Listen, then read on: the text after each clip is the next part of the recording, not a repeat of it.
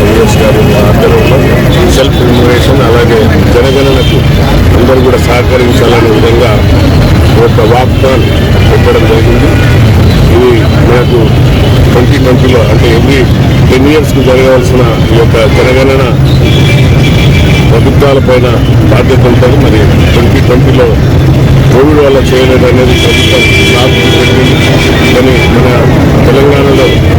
తెలంగాణలో కాంగ్రెస్ ప్రభుత్వం రాగానే తక్షణమే గౌరవ ముఖ్యమంత్రి గారు క్యాబినెట్ అంతా కూడా కూర్చొని కులగణన జనగణన చేసిన ఘనత తెలంగాణలో కాంగ్రెస్ ప్రభుత్వానికి ఇండియాలో ప్రప్రథమంగా దక్కింది. కాబట్టి మరి దాన్ని ఉద్దేశించి దాన్ని ఆశగా తీసుకొని ఏ విధంగా అయితే జనగణన చేసినామో అదేవిధంగా సెల్ఫ్ ఎన్యూమరేటర్ అంటే ఎన్యూమరేషన్ పెట్టి సుమారుగా అందరితో ఈ యొక్క కార్యక్రమం చేపట్టింది ప్రభుత్వం.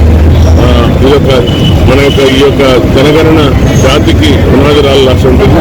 వారి యొక్క జీవన శైలి, వారు ఏ విధంగా ఉంటున్నారు, ఎవరెవరు ఉద్యోగాలు చేస్తున్నారు, వారి యొక్క స్థితిగతులు అన్నీ కూడా తెలుస్తుంది. మరి ఇందులో ప్రతి ఒక్క అంశాన్ని కూడా పొందుపరిచింది.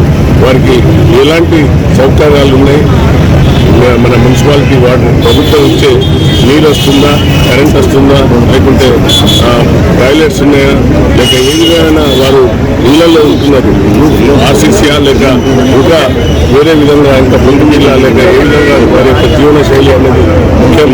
అవి కూడా రికార్డ్ చేసుకోవడం వల్ల ప్రభుత్వాలు ఏం చర్యలు తీసుకోవాలో వారి పైన బాధ్యతలు ఉంటాయి. కాబట్టి ఈ యొక్క మా యొక్క 55, 56 తర్వాత మిగతా అన్ని మా యొక్క డివిజన్ నుండి వచ్చిన 13 డివిజన్ నుండి వచ్చిన మా యొక్క నాయకులకు అందరికీ కూడా హృదయపూర్వక ధన్యవాదాలు. మరి నేను కోరగానే ముఖ్యం మన కలెక్టర్ గారు ఈ యొక్క టీషర్ట్స్ని స్పాన్సర్ చేసి దీనివల్ల ప్రతి అన్ని ఈ యొక్క టౌన్లో ప్రతి ఒక్కరికి తెలిసిపోయే విధంగా ఈరోజు ఈ కులగణన ఏప్రిల్ 1 నుండి 30 నవంబర్ వరకు జరుగుతుంది. కాబట్టి పెద్ద ఎత్తున దీంట్లో అందరూ భాగస్వాములు కావాలని మరి ప్రభుత్వానికి మనం సహకరించాలని కోరుతూ మీడియా మిత్రులకు మరి దీన్ని స్పాన్సర్ బాగా ఇంకా ప్రచారం చేయాల్సిన బాధ్యత మీడియా మీద ఉంది. కాబట్టి ప్రతి ఒక్కరికి పార్టిసిపేట్ అయిన అధికారులకు, జిల్లా కలెక్టర్ గారికి, డిప్యూటీ కమిషనర్ రాజపేట గారికి, అలాగే మా యొక్క నాయకులకు, ఇతర అధికారులకు, కళాబృందానికి అందరికీ కూడా హృదయపూర్వక ధన్యవాదాలు.